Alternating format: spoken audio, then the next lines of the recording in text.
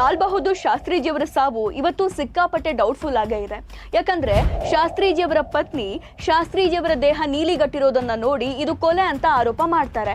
ಆದ್ರೆ ಅಂದಿನ ಭಾರತ ಸರ್ಕಾರ ಸರಿಯಾದ ತನಿಖೆನೇ ಮಾಡಲ್ಲ.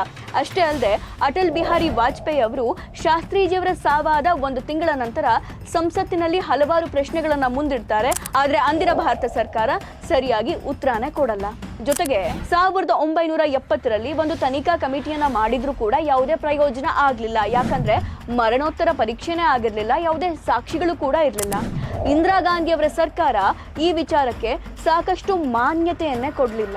ಬಹಳ ಮುಖ್ಯವಾಗಿ ಇಲ್ಲಿ ನಾವೆಲ್ಲರೂ ಗಮನಿಸಬೇಕಾಗಿರೋದು ಏನು ಅಂತ ಅಂದ್ರೆ, ಸಂಸತ್ತಿನಲ್ಲಿ ಈ ವಿಚಾರವಾಗಿ ಸರ್ಕಾರ ಮೀಸಲಿಟ್ಟ ಸಮಯ ಕೇವಲ ಅರ್ಧ ಗಂಟೆ.